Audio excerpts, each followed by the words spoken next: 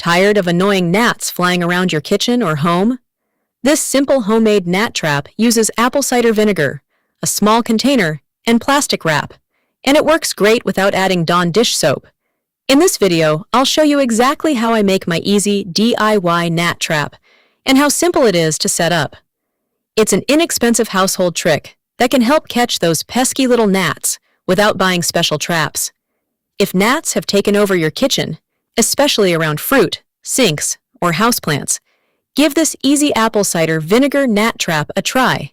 Simple ingredients. Easy household solution. Apple cider vinegar. No dish soap needed.